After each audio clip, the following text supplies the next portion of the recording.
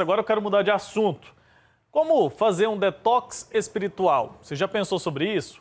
Esse é o título do mais novo livro do missionário redentorista Padre Rafael Vieira. A obra nos convida a uma profunda reflexão sobre as toxinas que podem comprometer nossa vida espiritual e nos ensina caminhos para fortalecer a nossa fé de maneira mais autêntica e saudável. Para falar sobre essa jornada de purificação da alma, eu converso com o próprio autor, Padre Rafael, que está conectado aqui com a gente. Ótimo dia, seja muito bem-vindo, Padre. Muito obrigado, ótimo dia para você, também o Wilker, obrigado pelo convite, é uma alegria poder estar aqui e poder também conversar sobre algo tão oportuno, não é? Porque um detox espiritual é um convite também para todos nós que temos fé a caminharmos em direção à nossa conversão, uma mudança de vida para uma vida melhor. Perfeito, Padre. Então, só para a gente entender, hoje vai acontecer o lançamento virtual do livro. Explica para a gente do que se trata isso. Sim, nós escolhemos de fazer esse tipo de lançamento para poder também dar acesso a outras pessoas que, se a gente fizesse um lançamento presencial, teríamos assim a limitação de muita gente não poder participar. Mas tem também, Wilker, uma outra razão que é de natureza evangelizadora, porque a gente vai fazer o lançamento no canal do YouTube de um projeto que a gente chama de Rafeiro. Esse projeto, ele se propõe a colocar todos os dias no celular das pessoas, nas pessoas que vão acessar, a palavra de Deus, o Evangelho do dia. Então, a gente tem um podcast, que agora vai virar videocast, que é o Evangelho do Dia. Então, por isso a gente está fazendo o lançamento do livro no canal do YouTube do Rafeiro, porque depois de hoje, né, quer dizer, hoje a gente faz esse lançamento e de amanhã em diante, quem puder e quiser, terá à disposição um canal onde a gente vai procurar sempre ler o Evangelho e deixar que a luz do Evangelho ilumine os nossos passos. Maravilha, mais um canal ali, né, para evangelização das pessoas. Agora, Padre, eu estou vendo algumas imagens enquanto o senhor fala, o senhor está assinando ali, isso é na Matriz de Campinas, aqui em Goiânia, né? Queria que o senhor nos explicasse, antes da gente entrar no conteúdo do livro, especificamente, aí as imagens, o Padre assinando ali, autografando, entregando o livro para as pessoas. Queria que o senhor nos contasse como que surgiu a inspiração para escrever esse livro, Como Fazer um Detox Espiritual. Então, já era uma ideia antiga, sabe, Wilker? A gente pensa sempre assim, como o meu trabalho de escrever livros tem pouco a ver com literatura, eu procuro colocar o meu ofício a serviço da minha consagração, né, da evangelização. Então, há muito tempo eu pensava que, às vezes, mesmo que as pessoas não acreditem nisso, às vezes a religião, a vida na igreja adoece. É uma pena, porque a vida na igreja, a vida na fé é sempre e precisaria ser sempre sinal de saúde, saúde física e espiritual. Mas às vezes a gente deixa algumas, como você dizia agora no começo da nossa conversa, algumas toxinas, quer dizer, algumas coisas que não vêm do Evangelho, não vêm da Sagrada Escritura, não vêm da igreja, não vêm da tradição, vêm de outro lugar. E acaba trazendo impurezas para a nossa alma, né? Então, é preciso fazer também, do mesmo modo que a gente faz do ponto de vista físico, fazer também um detox espiritual, quer dizer, arrancar de dentro da nossa alma essas toxinas que chegam e acabam comprometendo a nossa felicidade de viver a fé. Então, eu sempre pensei nisso, em fazer essa comparação, sabe, entre o detox que a gente faz na vida física, quando a gente tem um problema de saúde, que a gente fica intoxicado, com também a nossa vida espiritual. Então, quando me deram essa oportunidade de escrever, eu organizei esse volumezinho, que é bastante simples e despretensioso, mas para ajudar também a fazer essa reflexão. Muito bem, uma ótima reflexão, inclusive, né? E o título, ele já chama a atenção, né? O senhor faz um paralelo ali entre a desintoxicação física e espiritual. Como é que a gente pode entender esse conceito na prática? E o livro também apresenta toxinas espirituais que podem prejudicar nossa caminhada de fé. Isso que o senhor acabou de falar. Quais são essas toxinas espirituais que prejudicam a gente? Tem como listar algumas aqui? Tem sim.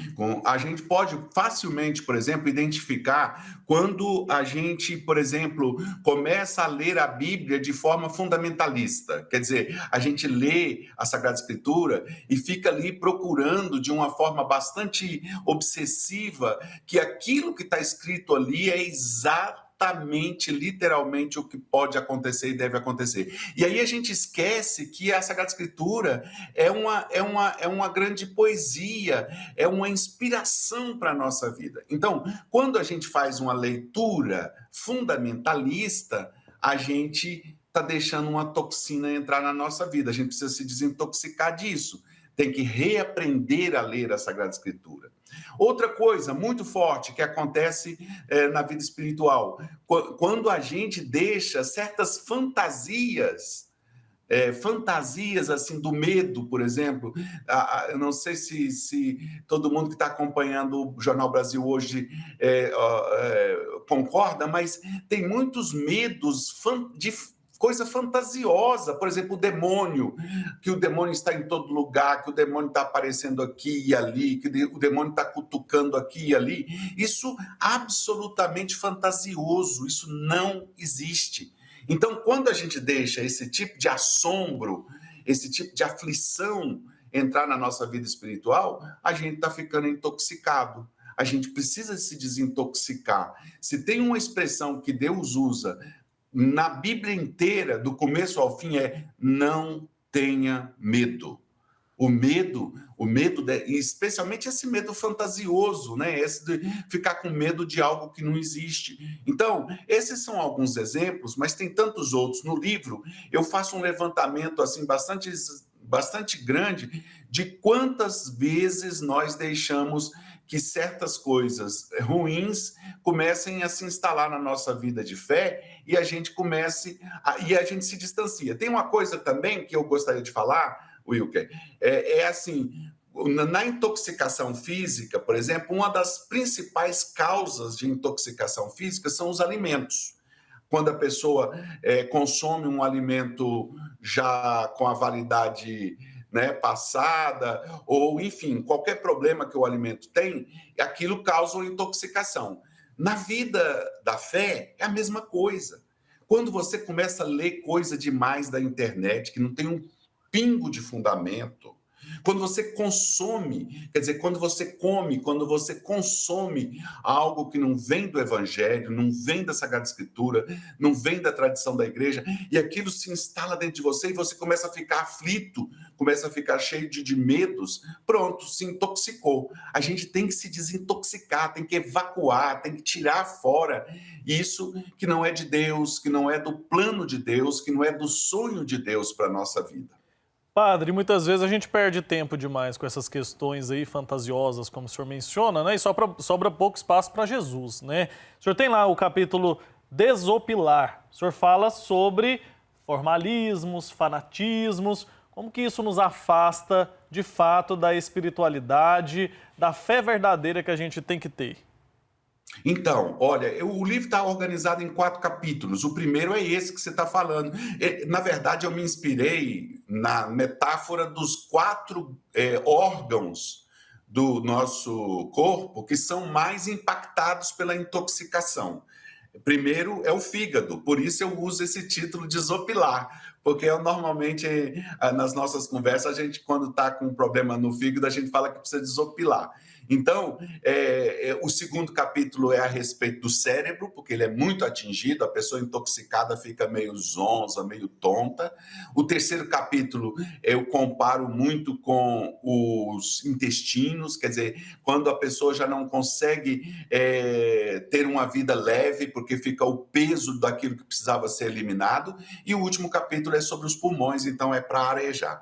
Então, esse que você está falando, o primeiro, que é o desopilar, é preciso que a gente primeiro fazer o diagnóstico. Aliás, se tem uma coisa que a gente não pode esquecer nunca é olhar para dentro de nós.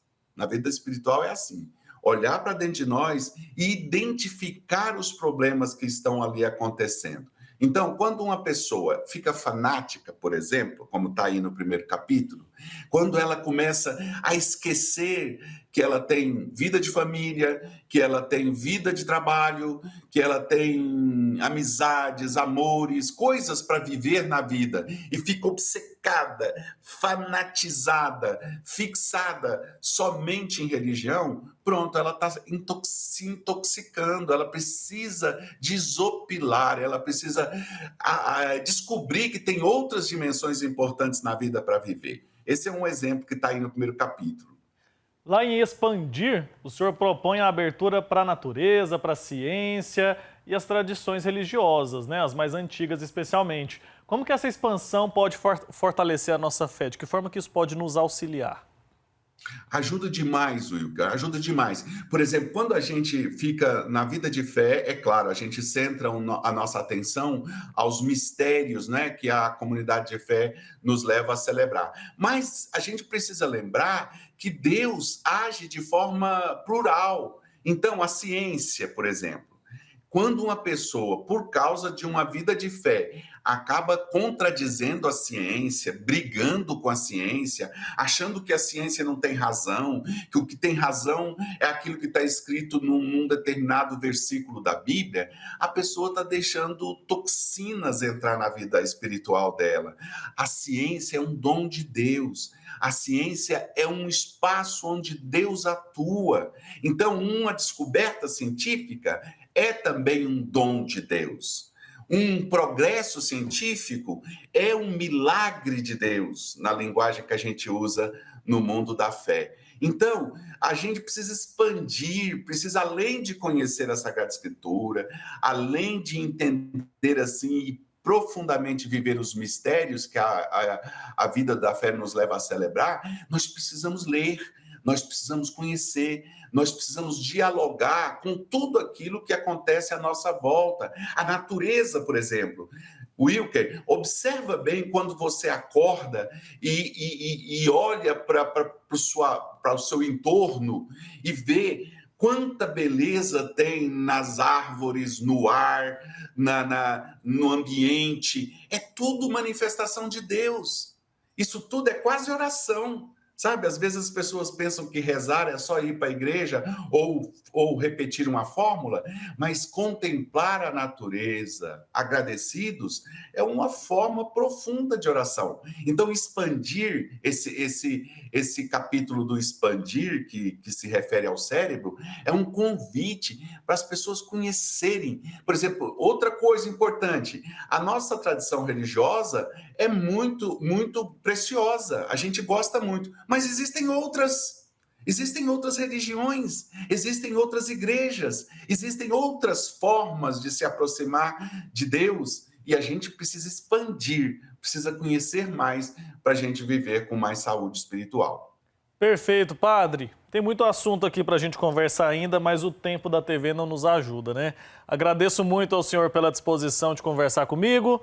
Volte mais vezes por aqui. Parabéns pelo trabalho e parabéns também pelo aniversário, né? Padre Rafael hoje está completando mais um ano de vida. Desde já, deixo aqui meus parabéns. Quero dizer também que admiro muito o senhor, tanto como religioso, quanto como jornalista e escritor também. Sempre bom ter essa parceria aqui, viu? Muito obrigado, Wilker. A recíproca é verdadeira. Tenho também muito apreço pelo seu profissionalismo, pela sua pessoa, que é sempre no nosso ambiente de trabalho uma pessoa muito positiva e inspiradora. Eu agradeço muito, agradeço a todo mundo da TV Pai Eterno e, sobretudo, todo mundo que está nos acompanhando aqui no Jornal Brasil hoje. Muito obrigado. Rezem por mim. Eu que agradeço, rezaremos sim, viu, padre? E um feliz dia para o senhor aí. Tchau, tchau.